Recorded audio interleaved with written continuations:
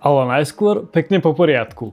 Som Lukáš a kúpil som si iPhone 4S. Áno, v roku 2026 som si kúpil telefón, ktorý vyšiel v roku 2011 a to teda pred 15 rokmi. Z akejsi nostalgie, recesie a vlastne chcem ho iba doma mať a zistiť, či by sa dal ešte používať. Bohužiaľ na bazoši som nenašiel žiadny s tým originálnym iOSom 4 alebo 5. Je tam tá posledná devina a chcem si vyskúšať, či by sa v tomto roku dal tento iPhone používať aj na niečo iné ako telefonovanie. Ak teda to telefonovanie pôjde. Poďme si ho rozbaliť.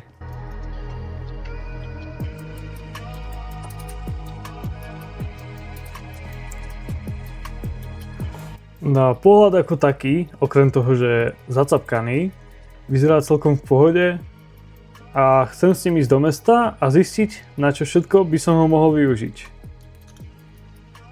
Tu je pekne vidno, že bol asi dlho nosený v kryte, kde boli tak pekne vidno tie jablčka. Tí, čo začali mať iPhony vtedy okolo toho roku, keď začali byť populárne, tie 4, 5, tak si to isto pamätajú. A ja už som teraz vedavý, čo s ním zažijem. Z čoho som najviac prekvapený, tak asi z toho, aké to je maličké.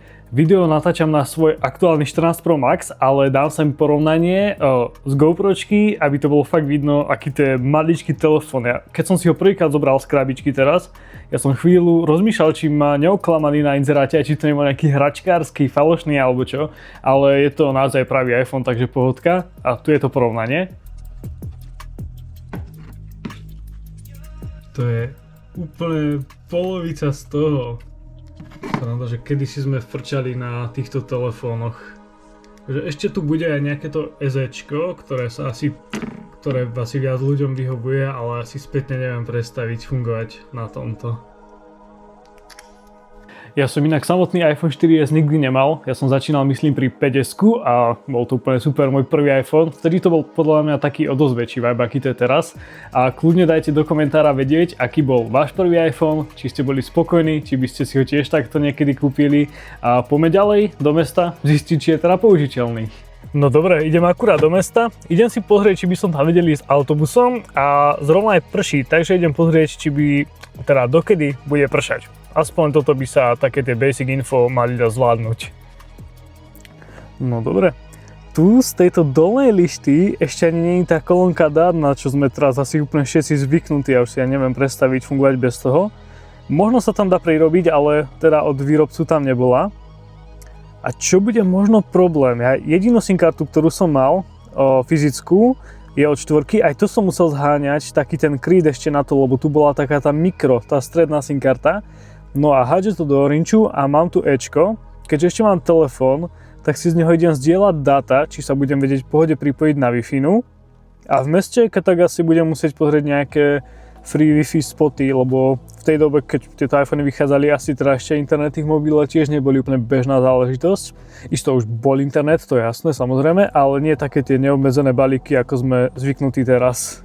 No, neviem z akého dôvodu mi tu nenájde moju Wi-Fi. Z toho telefónu, z ktorého zdieľam, sa pripájam bežne na hotspot, alebo niekto iný z mobilov je tu úplne v poriadku. A z tohto telefónu idú iba klasické Wi-Fi, asi teda moju mi nenájde ani keby čo skúšam. Takže bez internetu si momentálne nezapnem ani GPS-ku, ani nič, teda neviem asi moc také spraviť, čo by mi teraz pomohlo. Môžem si aspoň pozrieť foťák, ten ma určite zaujíma. Akože tá fotka, ja ju schválne odfotím takto a ešte aj na môj telefón. Celkovo tá kvalita foťáku a videí vyzerá na prvý pohľad pekne.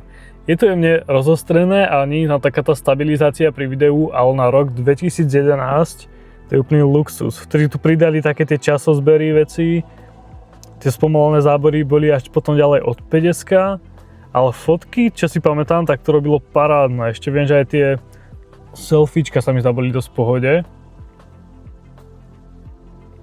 Krása. Potom tento klasický instagramový štvorec a nejaké tie panorámy. No dobre, takže toto nič. Apple mapy nevyužijem, bez internetu vôbec, počasie si nepozriem a odchody autobusov si tiež nevygooglím, takže idem do mesta, idem si vybaviť, čo potrebujem a potom doma sa s tým pohrám a pozistím, čo by sa s tým ešte dalo robiť.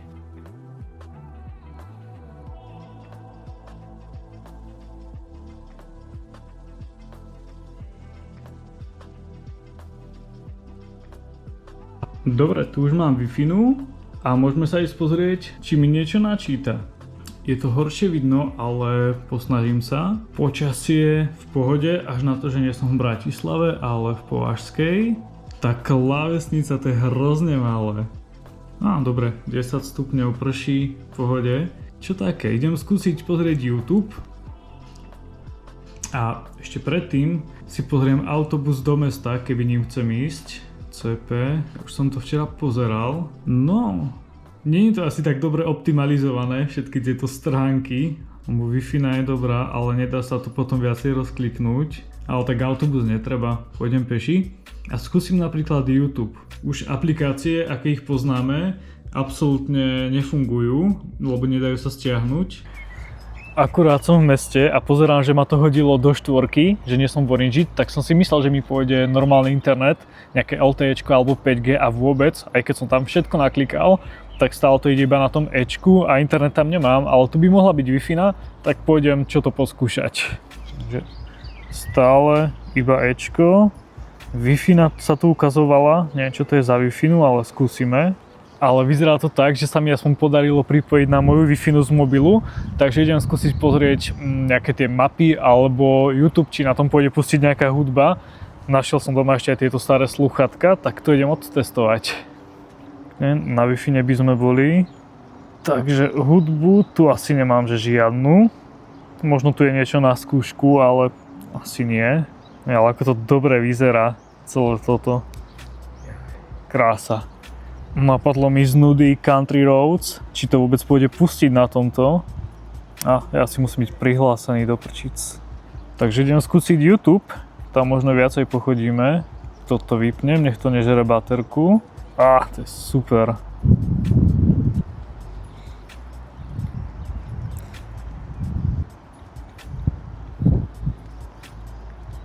No poďme na to, či to pôjde spustiť. Ešte táto stará kolónka hlasitosti, to je super. Mám to bližšie ku mikrofonu. No. A ja už som to raz doma skúšal a dúfal som, že to bude iba nejaká chybička, ale vždy, keď som pustil niečo na YouTube, tak to pustil iba prvé 2-3 sekundy a potom to vyplo. Som cez prehľadač, lebo tam už sa nedá stiahnuť normálna aplikácia, vlastne asi žiadna aplikácia sa tam nedá stiahnuť, že už to vôbec nič nepodporuje. Tak ale aspoň sme si vyskúšali, či reprak funguje. Idem si to dať ešte na slúchatka. Zas to vyplo po 3 sekundách, ale dobre, tá hudba je úplne super. Proste takéto zariadenie mať v roku 2011. Teraz som rád, že som to nemal ešte, lebo asi bolo to super aj bez smartfónov, ale luxus, to si pamätám, že tí, čo vtedy mali tie 4-kové iPhony 5-kové, tak to bolo úplne legendary.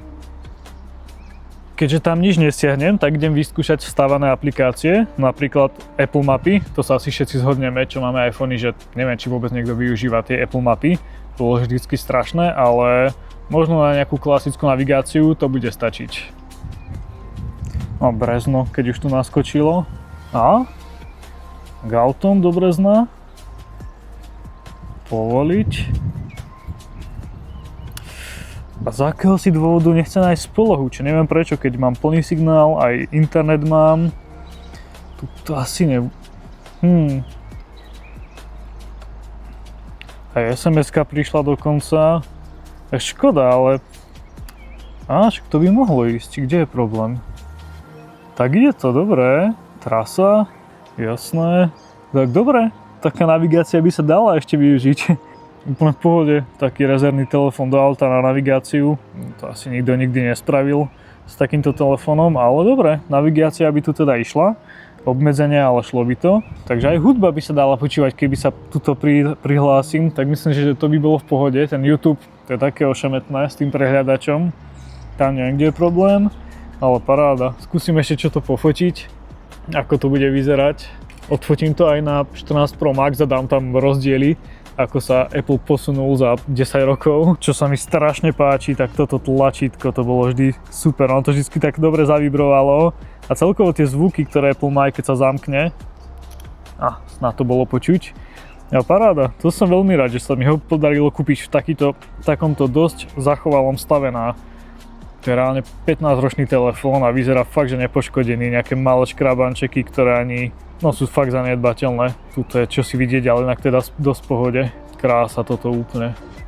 Priznám sa, že scenár tohto videa som si nejak neporiešil, iba som zapol kameru a dačo som nahrával, takže ak vám niečo napadne, čo s týmto iPhoneom sa dá robiť, alebo s nejakým 5-kovým, alebo skúsiť zohnať 3-kový, tak ľudne dajte vedieť do komentára, budem isto rád za každú odozvu. A to je asi všetko.